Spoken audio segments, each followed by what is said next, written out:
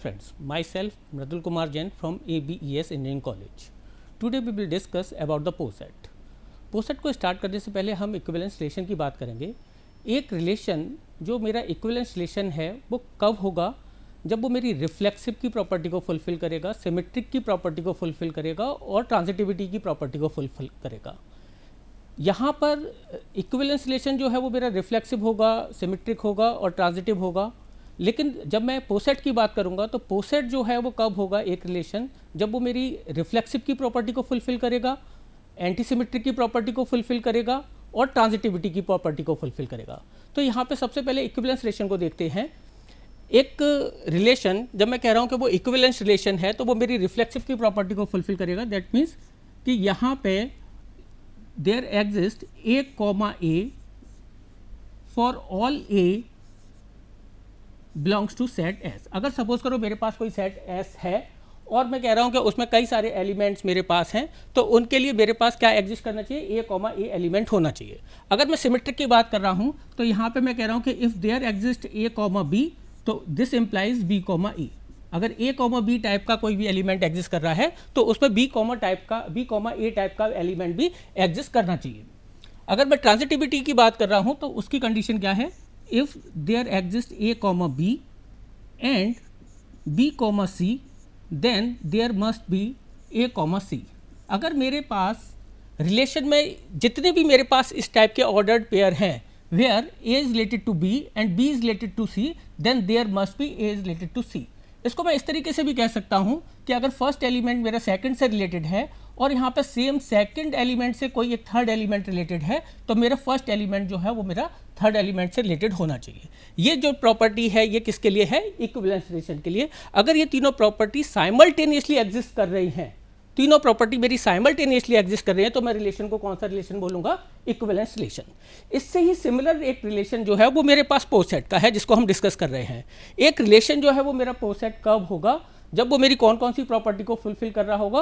वो मेरा relation reflexive होना चाहिए, एंटीसिमेट्रिक होना चाहिए और ट्रांजिटिव होना चाहिए. रिफ्लेक्सिव की प्रॉपर्टी मेरी सेम है कि there must be A comma a for all a belongs to S. Set में मेरे पास जितने भी एलिमेंट्स हैं उसके लिए मेरे पास ए कॉमा ए टाइप के एलिमेंट्स होने चाहिए, जितने भी मेरे पास सेट के एलिमेंट्स हैं. दूसरा एंटीसिमेट्रिक की प्रॉपर्टी क्या है कि if there is A comma B and B comma A, तो उस केस में क्या होना चाहिए, ए इक्वल टू बी होना चाहिए. इसे थोड़ा समझना पड़ेगा कि ये क्या कह रहा है कि अगर मेरे पास एक रिलेशन है जिसमें कई सारे ऑर्डर्ड पेयर हैं, ऑर्डर्ड पेयर में जितने भी मेरे पास अगर इस टाइप के पेयर हैं जहां ए कॉमा बी और बी कॉमा ए है तो उसके लिए क्या होना चाहिए, ए इक्वल टू बी होना चाहिए. उसके लिए क्या होना चाहिए, ए इक्वल टू बी होना चाहिए. ए इक्वल टू बी होगा. ठीक है, तो यहाँ पे ये देखो ए इक्वल टू बी केवल कब हो सकता है कि अगर सपोज करो कि मेरे पास एक सेट है जिसमें 3 एलिमेंट्स हैं, 1 2 3 1 2 3, ये सेट के एलिमेंट्स हैं जिसको मैंने रो वाइज और कॉलम वाइज लिखा. यहाँ पर जो पोजीशन पर जो एलिमेंट होगा वो कौन सा होगा, 1 कॉमा 1, ये 1 comma 2, 1 comma 3, 2 comma 1, 2 comma 2, 2 comma 3, 3 comma 1, 3 comma 2 और 3 कॉमा 3. यहाँ पर देखो ये जो डायगोनल एलिमेंट्स है वो कौन से हैं मेरे, 1 कॉमा 1, 2 कॉमा 2, 3 कॉमा 3. ये केवल डायगोनल एलिमेंट्स ही जो एंटीसिमेट्रिक रिलेशन में केवल ये डायगोनल एलिमेंट्स के ही इमेज पेयर एग्जिस्ट कर सकते हैं. इसके अलावा मेरे पास किसी भी ऑर्डर्ड पेयर की इमेज एग्जिस्ट नहीं करनी चाहिए. ठीक है, तो यहाँ पे ये कंडीशन जो एंटीसिमेट्रिक की है वो तभी फुलफिल हो सकती है जब मेरे पास केवल डायगोनल एलिमेंट के ही इमेज पेयर एग्जिस्ट कर रहे हैं. इसके अलावा किसी भी एलिमेंट का इमेज पेयर नहीं होना चाहिए.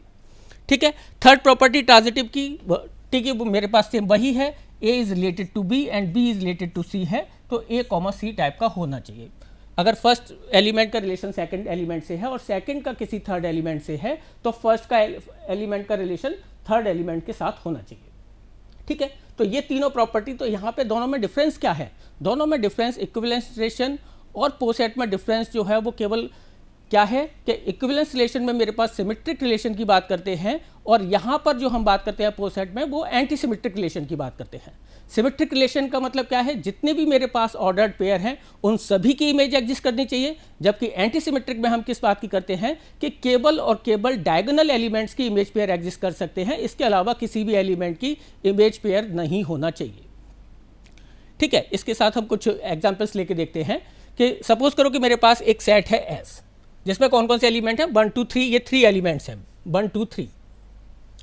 ठीक है, अब यहाँ पे देखो कि इस सेट से मैंने एक रिलेशन बनाया R1, जिसमें कौन कौन से ऑर्डर्ड पेयर हैं 1, 1, 2, 2, 3, 3, 1, 2, 3, 1, 3, 2। इसमें यहाँ पर देखो कि अगर मैं सबसे पहले, क्योंकि अगर कोई भी मुझे ये चेक करना है कि ये मेरा रिलेशन जो है वो पोसेट है या नहीं है, पार्शियल ऑर्डर सेट है या नहीं है, पार्शियल ऑर्डर है या नहीं है, तो उसके लिए मुझे क्या चेक करना पड़ेगा, क्या ये रिलेशन मेरा रिफ्लेक्सिव है, क्या ये रिलेशन मेरा एंटी सिमेट्रिक है, क्या ये रिलेशन मेरा ट्रांजिटिव है। तो ये तीनों प्रॉपर्टी मेरी साइमल्टेनियसली होल्ड कर रही होंगी, तब मैं कहूंगा कि ये रिलेशन जो है वो मेरा पार्शियल ऑर्डर सेट है या पोसेट है। तो वहां पे सबसे पहले मुझे क्या चेक करना पड़ेगा, रिफ्लेक्सिविटी चेक करनी पड़ेगी। रिफ्लेक्सिविटी के लिए मैंने क्या बताया कि जितने भी जो भी मेरे पास सेट में एलिमेंट्स हैं उनका सेल्फ से रिलेशन होना चाहिए। For all A there must be A comma A. तो यहां पर देखो कि सेट के एलिमेंट्स मेरे पास 1 2 3 हैं, तो इसके लिए मेरे पास क्या होना चाहिए, जितने भी सेट में मेरे पास एलिमेंट्स हैं उसके करस्पॉन्डिंग मेरे पास क्या होना चाहिए, 1, 1, 2, 2, 3, 3। एक रिलेशन जो है वो रिफ्लेक्सिव कब होता है, when each element of the set is related to itself. तो यहां पर देखो इसके अकॉर्डिंग 1, 1, 2, 2 और 3, 3 मेरा है, तो इसका मतलब ये रिलेशन मेरा रिफ्लेक्सिव है। क्योंकि अगर सेट में मेरे पास ये 3 एलिमेंट्स हैं 1 2 3 और इसके करस्पॉन्डिंग रिलेशन में मेरे पास 1, 1, 2, 2 और 3, ये 3 एलिमेंट्स हैं, तो मैं कह दूंगा कि ये रिलेशन जो है वो मेरा रिफ्लेक्सिव है। इसके बाद मुझे क्या चेक करना है, एंटी सिमेट्रिक है या नहीं। तो एंटी सिमेट्रिक के लिए मैंने क्या बताया कि जितने भी मेरे पास ऑर्डर्ड पेयर हैं उनकी इमेज एग्जिस्ट नहीं करनी चाहिए एक्सेप्ट डायगोनल एलिमेंट्स। तो यहाँ पे देखो डायगोनल एलिमेंट्स तो मेरे पास ये 1, 1 की इमेज 1, 1 है, ये डायगोनल एलिमेंट है। 2, 2 की इमेज जो है वो 2, 2 है, डायगोनल एलिमेंट है। 3, 3 की इमेज 3, 3 है और ये डायगोनल एलिमेंट है।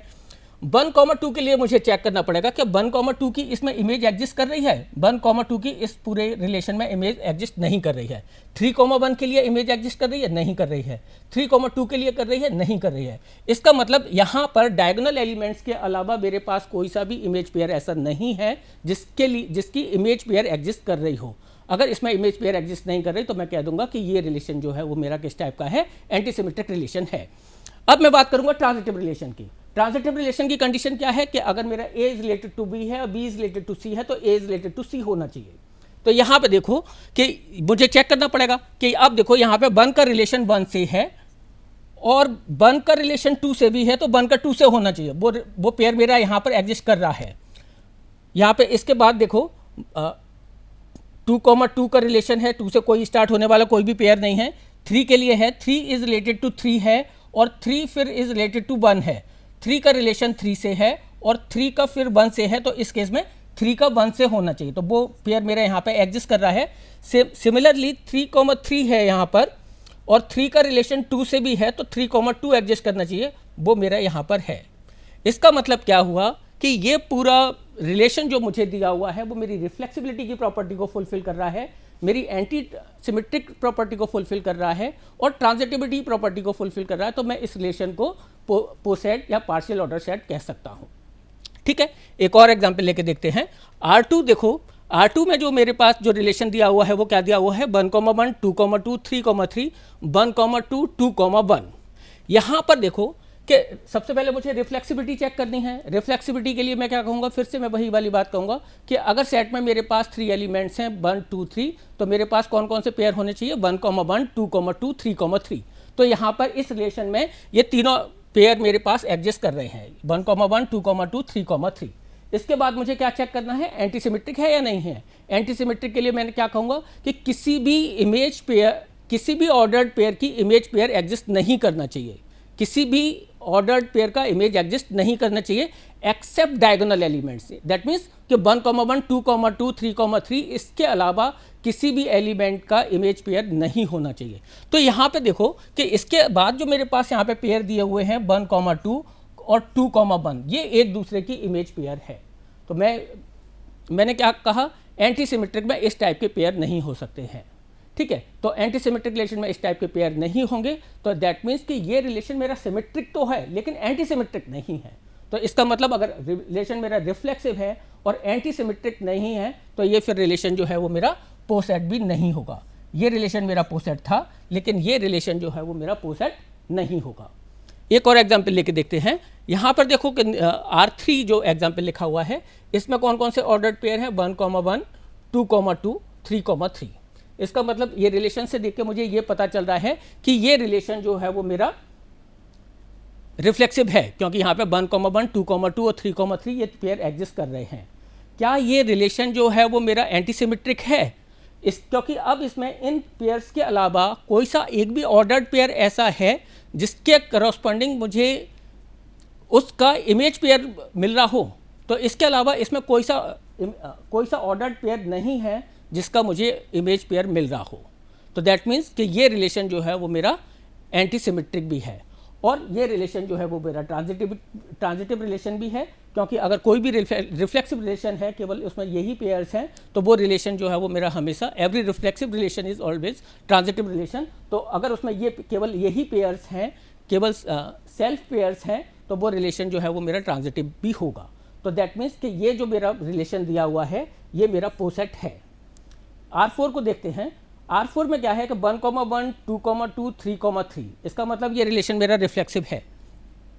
1,2 इसका इमेज पेयर एग्जिस्ट कर रहा है, इसका इमेज पेयर एग्जिस्ट नहीं कर रहा है। तो दैट मीन्स कि ये रिलेशन जो है वो मेरा एंटीसिमेट्रिक है। अब मुझे क्या चेक करना है ट्रांजिटिविटी के लिए।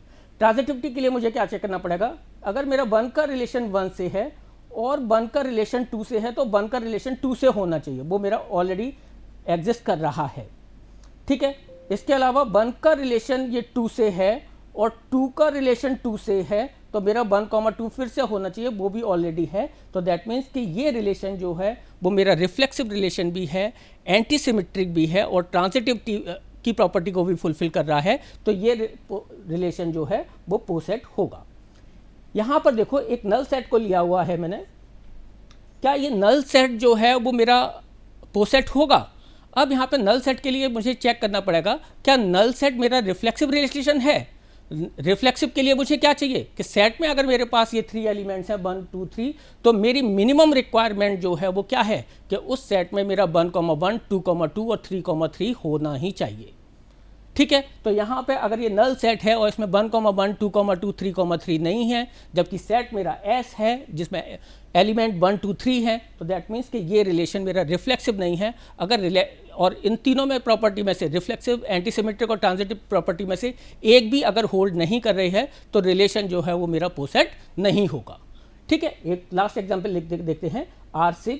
इसमें जो मेरे पास एलिमेंट है वो कौन कौन से हैं, S cross X, Cartesian product of S cross X। S cross S में जितने भी ऑर्डर्ड पेयर पॉसिबल हैं वो सारे होंगे। यहाँ पर अगर यहाँ पर सारे एलिमेंट पॉसिबल होंगे तो मेरे कई सारे पेयर्स ऐसे इसमें एग्जिस्ट कर रहे होंगे जिसकी इमेज पेयर एग्जिस्ट कर रही होगी। सपोज करो कि मैं कह रहा हूँ 1,2 तो उसमें 2,1 भी आ रहा होगा, 1,3, 3,1 भी होगा। तो इस टाइप के कई सारे जितने भी पॉसिबल पेयर्स हैं उनके करस्पॉन्डिंग, क्योंकि यहाँ पर सारे एलिमेंट्स प्रेजेंट होंगे तो इस टाइप के एलिमेंट्स आ जाएंगे जिसके इमेज पेयर एग्जिस्ट कर रहे होंगे। डायगोनल एलिमेंट्स के अलावा भी बहुत सारे ऐसे पेयर मुझे मिल जाएंगे जिसमें उसका इमेज पेयर एग्जिस्ट कर रहा होगा। तो इस केस में ये रिलेशन जो है वो मेरा पोसेट नहीं होगा। अब यहाँ पर कुछ डिफरेंट टाइप के एग्जांपल्स लेते हैं कि एक रिलेशन मुझे दिया हुआ है a relation which contains A, B where A, B is related to Z, और जो कंडीशन है रिलेशन की वो क्या है, A is less then B, A is less then B। और एलिमेंट्स में पेयर जो है वो किस टाइप के हैं, A, B टाइप के हैं। तो यहाँ पर जो मेरा सेट है, सेट कौन सा है, Z है। Z में मेरे पास एलिमेंट्स कौन से होंगे, Z में जो मेरे पास एलिमेंट्स हैं वो कौन से होंगे, -∞ से लेके +∞ तक, -∞ से लेके +∞ तक होंगे। इसमें से कुछ मैंने, अब मेरे पास जो रिलेशन है, जो मेरे पास ये प्रॉपर्टी दी हुई है, इसके अकॉर्डिंग मैं एक रिलेशन जनरेट करूंगा। उस रिलेशन में मेरे पास किस टाइप के एलिमेंट्स आएंगे, वो सारे पेयर्स आएंगे जो मेरी इस कंडीशन को फुलफिल कर रहे होंगे। जो भी मेरे पास इंटीजर वैल्यू है उस इंटीजर के लिए जो भी मेरी इस प्रॉपर्टी को फुलफिल कर रहा होगा वो सारे एलिमेंट्स इस रिलेशन में आएंगे। तो इस रिलेशन में मेरे पास कौन कौन से एलिमेंट्स होंगे, 1, 2 where I can say a is less than b, 1, 3 a is less than b, 2, 3 a is less than b। तो इस टाइप के बहुत सारे पेयर होंगे। तो अब इस पहले जब मेरे पास ये रिलेशन जब आ गया तो इस रिलेशन को फिर मुझे चेक करना पड़ेगा कि ये रिलेशन जो है वो मेरा रिफ्लेक्सिव है या नहीं है, एंटी सिमेट्रिक है या नहीं है, या ट्रांजिटिव है या नहीं है। तो सबसे पहले मैं रिफ्लेक्सिव को चेक करूंगा कि अगर मैं रिफ्लेक्सिव कह रहा हूं तो रिफ्लेक्सिव में मेरे पास किस टाइप के एलिमेंट्स होंगे, 1, 1, 2, इस टाइप के एलिमेंट्स होने चाहिए सारे जेड के लिए। जितने भी मेरे पास एलिमेंट्स हैं, जो भी मेरे पास इंटीजर है उस सब के लिए मेरे पास इस टाइप के पेयर होने चाहिए। अगर मेरे पास इस टाइप के पेयर एग्जिस्ट कर रहे हैं तो क्या ये मेरी कंडीशन जो है a is less then b, ये मेरी होल्ड करेगी इस टाइप के पेयर्स के लिए? क्या मैं 1, 1 के लिए ये लिख सकता हूं कि 1 इज लेस देन 1? तो ऐसा पॉसिबल नहीं है। तो दैट मीन्स कि ये रिलेशन जो है वो मेरा रिफ्लेक्सिव नहीं हो सकता। अगर मुझे ये पता चल जाए, इनिशियली ये पता चल जाए कि ये रिलेशन मेरा रिफ्लेक्सिव नहीं है, तो फिर मुझे आगे के रिलेशन को चेक करने की जरूरत नहीं है। ये सिमेट्रिक एंटी सिमेट्रिक को चेक करने की जरूरत नहीं है और ट्रांजिटिविटी को भी चेक करने की जरूरत नहीं है। यहीं पे मैं कह दूंगा कि ये रिलेशन जो है वो मेरा पार्शियल ऑर्डर सेट नहीं है, पोसेट नहीं है। ठीक है, नेक्स्ट एग्जाम्पल देखते हैं। एक रिलेशन है जिसमें मेरे पास एलिमेंट्स हैं, सेट में एलिमेंट्स जो हैं वो कौन से हैं, 3, 4, 5, 6। कंडीशन मेरी क्या है, less than and equal to. और मुझे ये चेक करना है क्या ये set with respect to this relation एक पोसेट फॉर्म करेगा या नहीं करेगा। तो यहाँ पे सबसे पहले मुझे क्या लिखना पड़ेगा, सबसे पहले मैं डिफाइन करूंगा, अपना रिलेशन फाइंड आउट करूंगा with the help of this set. ठीक है, तो इस सेट के अकॉर्डिंग जितने भी ऑर्डर्ड पेयर होंगे वो मुझे सारे लिखने पड़ेंगे। जब मैं सारे ऑर्डर्ड पेयर को लिखूंगा तो मैं एक एलिमेंट को पिक करूंगा और उसके साथ जितने भी रिमेनिंग एलिमेंट्स हैं उसके साथ पेयर देखूंगा कि वो इस रिलेशन में एग्जिस्ट करेगा या नहीं करेगा। तो यहाँ पे देखो कि 3 इज लेस देन 4, ये मेरा इसमें आएगा। 3 का कंपेयर 5 से करूंगा, 3 इज लेस देन 5, ठीक है। 3 इज लेस देन 6, ठीक है। 4 is less then 5, 4 is less then 6, इसके बाद 5 इज लेस देन 6, ये मेरे एलिमेंट्स आएंगे। और एवरी एलिमेंट, अगर कोई भी एलिमेंट जो है अगर इस सेम टाइप का है, a is less than and equal to a, ये भी हमेशा होल्ड करेगा। ठीक है, तो दैट मीन्स कि मेरे पास अगर 3, 4, 5, 6 ये एलिमेंट हैं तो इसमें हमेशा 3, 3, 4, 4, 5, 5 और 6, 6 भी आएगा। तो एक बार अगर ये रिलेशन डिफाइंड हो जाता है हमारा ठीक से, तो फिर मैं इस रिलेशन को चेक कर सकता हूं कि ये रिलेशन जो है वो मेरा पोसेट है या नहीं है। ठीक है, और इस रिलेशन को मैं इस ग्राफ से, एक डायग्राफ से भी रिप्रेजेंट कर सकते हैं। डायग्राफ का कंसेप्ट जो है वो क्या है कि जो भी मेरे पास सेट में एलिमेंट्स हैं 3, 4, 5, 6, ये जो भी एलिमेंट हैं इसको मैं बनाऊंगा नोड्स। तो ये एक नोड बना दिया 3, एक नोड बना दिया 4, एक बना दिया 5 और एक बना दिया 6, ये 4 नोड्स हैं। इसके बाद जो मैंने ये रिलेशन क्रिएट किया हुआ है ये मैं बनाऊंगा, इसको मैं रिप्रेजेंट करूंगा एजिस से। एजिस को जब मैं एजिस से रिप्रेजेंट करूंगा तो किस तरीके से आएगा कि 3 इज रिलेटेड टू 4, तो मैंने एक एज बना दी, 3 इज रिलेटेड टू 4, ये वाली एज आ जाएगी। 3 इज रिलेटेड टू 5, ये वाली एज आ जाएगी। 3 is related to 6, 3 is related to 6। 4 is related to 5, 4 is related to 5, ये एज आ जाएगी। 4 is related to 6, 4 is related to 6, 5 is related to 6, 5 is related to 6, 3 is related to 3, that means कि ये self loop की बात कर रहा हूं मैं यहाँ पर। ठीक है, जब ये रिफ्लेक्सिविटी वाले जितने भी पेयर होंगे उसके लिए मैं क्या बताऊंगा, एक सेल्फ लूप बनाऊंगा। ठीक है, 3 is related to 3, 4 is related to 4, 5 is related to 5 और 6 is related to 6। तो यहाँ पर कोई सा भी अगर मेरा ग्राफ है, कोई सा भी पोसेट है, तो उसको मैं किससे, कोई सा भी रिलेशन है तो मैं उसको डायग्राफ से रिप्रेजेंट कर सकता हूं। ठीक है, तो अब यहाँ पे अगर ये रिलेशन है तो रिलेशन को मुझे फाइंड आउट करना है कि ये जो रिलेशन है वो मेरा पोसेट है या नहीं। तो उसके लिए मुझे ये 3 कंडीशंस चेक करनी है। तो सबसे पहले मैं चेक करूंगा रिफ्लेक्सिव है या नहीं।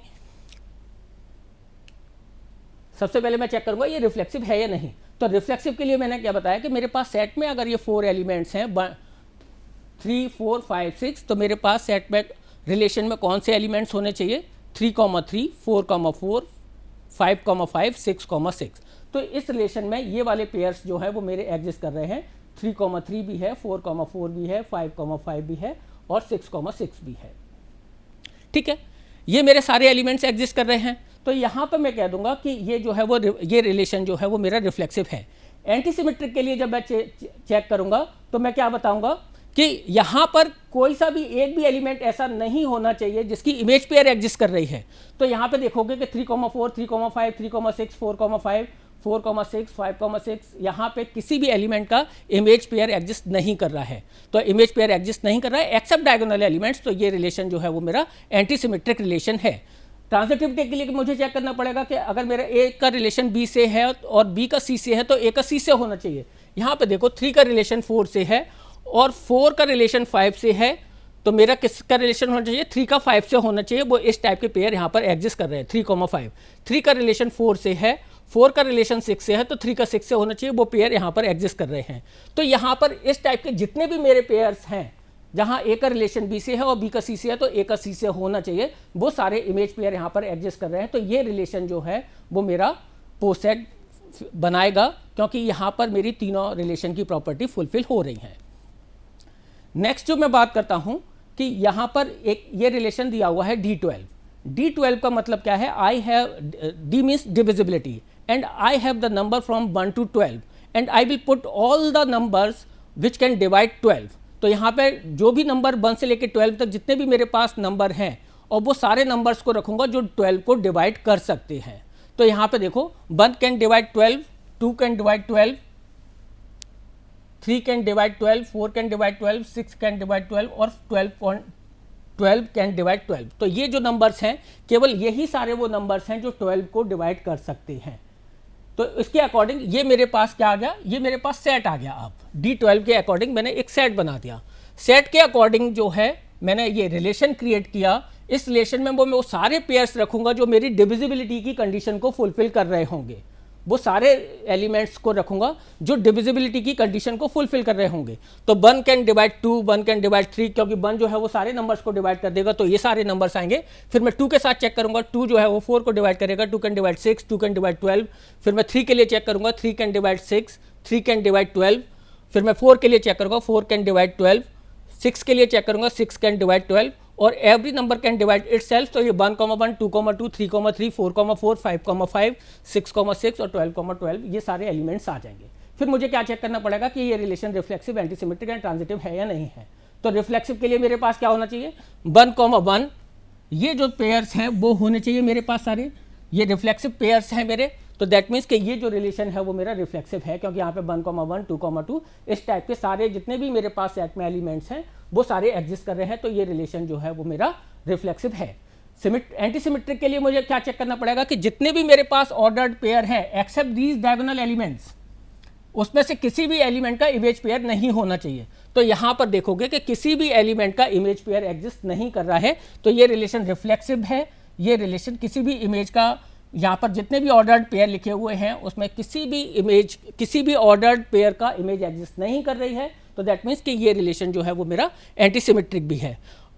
अब मुझे ट्रांजिटिविटी की बात करनी है। तो ट्रांजिटिव रिलेशन जो है वो कब होगा? जब मैं कहता हूँ क्या कि जब ए का रिलेशन बी से है और बी का सी से है तो ए का रिलेशन सी से होना चाहिए। ठीक है, तो यहाँ पर देखोगे कि अगर जितने भी इस टाइप के पेयर्स हैं वो सारे एग्जिस्ट कर रहे हैं। जैसे 1 का रिलेशन 2 से है और 2 का रिलेशन 4 से है, तो 1 का रिलेशन 2 से है, 2 का 4 से है, तो 1 का 4 से होना चाहिए, वो ये है। 1 का रिलेशन 2 से है, 2 का 6 से है, तो 1 का 6 से होना चाहिए, वो ये है। 1 का रिलेशन 2 से है, 2 का 12 से है, तो 1 का 12 से होना चाहिए, वो ये है। तो इस टाइप के हम जितने भी पेयर्स हैं वो चेक कर सकते हैं कि इसमें जितने भी मेरे पास इस टाइप के पेयर्स हैं उन सभी के लिए ट्रांजिटिविटी की प्रॉपर्टी होल्ड करनी चाहिए, वो चेक की जा सकती है और वो यहाँ पे फुलफिल कर रही है। तो ये रिलेशन जो है वो मेरा ट्रांजिटिव भी है। तो दैट मीन्स कि ये जो रिलेशन जो है वो मेरा किस टाइप का रिलेशन है? वो रिलेशन ट्रांजिटिव रिलेशन है। ठीक है, अब यहाँ पे एक एग्जाम्पल दिया हुआ है पावर सेट के लिए। पावर सेट के लिए ये चेक किया जा सकता है कि x में मेरे पास एलिमेंट्स हैं ABC और इस ABC से मुझे एक पावर सेट बनाना है और पावर सेट के लिए मुझे चेक करना है कि पावर सेट जो है वो एक पावर सेट बनाएगा या नहीं बनाएगा। तो यहाँ पे देखा जा सकता है कि ये मेरे पास एक इसका जो मेरे पास ये सेट एक्स है, इसके करस्पॉन्डिंग मैंने क्या बना लिया, ये पावर सेट बना लिया। इसमें phi A B C, A B B C, A C और ए बी सी ये एलिमेंट्स होंगे। इसके करस्पॉन्डिंग जो भी मेरे पेयर्स हैं जो मेरी इस प्रॉपर्टी को फुलफिल कर रहे होंगे, where A is a subset of B, इस वाली प्रॉपर्टी को फुलफिल कर रहे होंगे, ठीक है, वो सारे इमेज पेयर्स मैं यहाँ पे लिखूंगा। तो यहाँ पे मैंने सबसे पहले जो पेयर लिखे हुए हैं इस पावर सेट के अकॉर्डिंग, वो क्या लिखा हुआ है, every element is a subset of itself. तो यहाँ पर जितने भी पेयर लिखे हुए हैं वो यही लिखे हुए 5,5 A, ये जितने भी पेयर्स लिखे हुए हैं वो कौन से हैं, रिफ्लेक्सिव पेयर्स लिखे हुए हैं, ठीक है। दूसरी बात मैंने, क्योंकि यहाँ पर मुझे वो सारे पेयर्स लिखने हैं जो मेरी ये सबसेट वाली कंडीशन को फुलफिल कर रहे हैं, A is a subset of B. उसके बाद यहाँ पे मैंने लिखा phi is a subset of A, phi is a subset of B, phi is a subset of C, phi is a subset of A B, phi is a subset of B C, phi is a subset of A C, phi is a subset of A B C. Similarly A के साथ जितने भी subset बन रहे हैं वो लिखे मैंने, बी के साथ जितने भी सबसेट बन रहे हैं वो लिखे हुए हैं, सी के साथ जितने भी सबसेट बन सकते हैं वो लिखे हुए हैं। फिर उसके बाद ए बी वाला जो पेयर है उसके साथ जो सबसेट बन रहा है, बी सी वाला जो पेयर है उसके साथ जो सबसेट बन रहा है, ए सी वाला जो पेयर है उसके साथ जो सबसेट बन रहा है, वो सारे लिख लिए, ठीक है। तो ये मेरा एक रिलेशन फॉर्म हो गया। इस रिलेशन के अकॉर्डिंग मुझे ये चेक करना है कि ये रिलेशन जो है वो पोसेट है या नहीं। तो यहाँ पर मैं चेक कर सकता हूँ, क्योंकि ये जितने भी लिखे हुए हैं वो सेल्फ पेयर लिखे हुए हैं। तो यहाँ पे इससे मुझे ये पता चल रहा है कि रिफ्लेक्सिविटी की प्रॉपर्टी को फुलफिल कर रहा है, ठीक है। दूसरा जो, तो इसका मतलब ये रिलेशन जो है वो मेरा रिफ्लेक्सिव है, क्योंकि यहाँ पे सेल्फ पेयर वाले सारे एलिमेंट्स हैं। कोई सा भी इसमें एक भी पेयर ऐसा नहीं है जिसकी इमेज पेयर भी लिखी हो, कोई सा भी ऑर्डर्ड पेयर इस पूरे रिलेशन में नहीं है ऐसा जिसकी इमेज पेयर भी लिखी हो। दैट मीन्स कि कोई भी एक भी पेयर एक्सेप्ट डायगोनल एलिमेंट्स ए कॉमा बी के करस्पॉन्डिंग बी कॉमा ए टाइप का कोई भी एलिमेंट नहीं लिखा हुआ है यहाँ पर, ठीक है। तो इसका मतलब ये रिलेशन जो है वो मेरा एंटी सिमेट्रिक भी है। सिमिलरली यहाँ पे मैं चेक ये भी करूँगा कि अगर ए का रिलेशन, ट्रांजिटिविटी की प्रॉपर्टी भी फुलफिल करनी है, तो ए का रिलेशन बी से है और बी का सी से है, तो ए का सी से होना चाहिए। तो यहाँ पर इस टाइप का भी कोई भी एलिमेंट, जितने भी इस टाइप के ट्रांजिटिव पेयर हैं वो सारे एग्जिस्ट कर रहे हैं, ठीक है। तो ये रिलेशन जो है वो मेरा ट्रांजिटिव भी होगा। तो इसका मतलब एक रिलेशन जो ऊपर लिखा हुआ है, जो मेरी इस प्रॉपर्टी के अकॉर्डिंग लिखा हुआ है, ये रिफ्लेक्सिव भी है, एंटी सिमेट्रिक भी है और ट्रांजिटिव भी है। तो ये जो सबसेट वाला रिलेशन जो है वो इस पोसेट के लिए फुलफिल, पोसेट की कंडीशन को फुलफिल करेगा, ठीक है। तो ये जो रिलेशन है सबसेट का और पावर सेट के लिए एक पोसेट फॉर्म करेगा।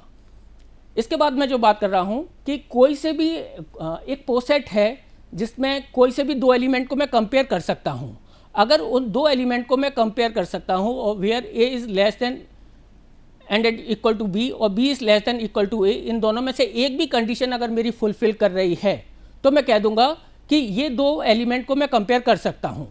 अदरवाइज मैं इन एलिमेंट को मैं कंपेयर नहीं कर सकता, तो मैं कह दूंगा these two elements are incomparable. For example A जो इसका पावर सेट है, पावर सेट में से एक मैंने एलिमेंट लिया हुआ है ए कॉमा सी और एक एलिमेंट लिया है ए कॉमा बी। तो A comma C is not a subset of A B and A B is not a subset of A C. ये दोनों कंडीशन होल्ड नहीं कर रहे हैं, तो मैं कह दूंगा कि ये दोनों एलिमेंट कैसे हैं, इनकम्पेरेबल हैं, ठीक है। अगर कोई सा एक सेट है मेरे पास जिसमें मैं सारे एलिमेंट्स को कंपेयर कर सकता हूँ, तब मैं उसे कहता हूँ कि वो जो मेरे पास सेट है उसको मैं क्या कहता हूँ, टोटल ऑर्डर्ड सेट, जिसमें कोई से भी, जैसे अगर मैं इंटीजर की बात कर रहा हूँ और इंटीजर में मेरे पास कोई से भी दो नंबर लेता हूँ मैं, सपोज करो 5 और 6, तो 5 इज लेस देन 6 या 6 इज लेस देन 5, इन दोनों में से एक कंडीशन जो है वो हमेशा फुलफिल करेगी और कोई से भी दो एलिमेंट लूंगा उनके लिए फुलफिल करेगी। तो इस टाइप के अगर कोई भी मेरे पास सेट है तो उसको हम क्या कहते हैं, टोटल ऑर्डर्ड सेट। तो यहां पे और टोटल ऑर्डर्ड सेट बना रहा है तो उसी को हम क्या कहते हैं, चेन। अब यहां पे ये देखो कि ये अगर मेरे पास दो एलिमेंट्स हैं 3,9, तो यहाँ पे 3 कैन डिवाइड 9, तो ये दो एलिमेंट को मैं कंपेयर कर सकता हूँ, तो ये कंपेरेबल हैं। अगर मैं कहूँ कि 5 और 9 को मैं कंपेयर कर सकता हूँ, तो 5 9 को डिवाइड नहीं कर सकता, ना ही 9 जो है वो 5 को डिवाइड कर सकता, तो ये दो एलिमेंट जो है वो इनकम्पेरेबल हैं। तो ये जो हमने आज देखा कि पोसेट किस तरीके से बन सकता है, पोसेट को डायग्राम में किस तरीके से रिप्रेजेंट कर सकते हैं, पोसेट के लिए कौन कौन सी कंडीशन फुलफिल करनी चाहिए, और फाइनली हमने देखा कि कौन से पोसेट के अगर मेरे पास कुछ एलिमेंट्स हैं तो हम उनमें से कौन से एलिमेंट्स को कंपेरेबल और इनकम्पेरेबल बोल सकते हैं और टोटल ऑर्डर रिलेशन का कंसेप्ट क्या है। Okay, thank you.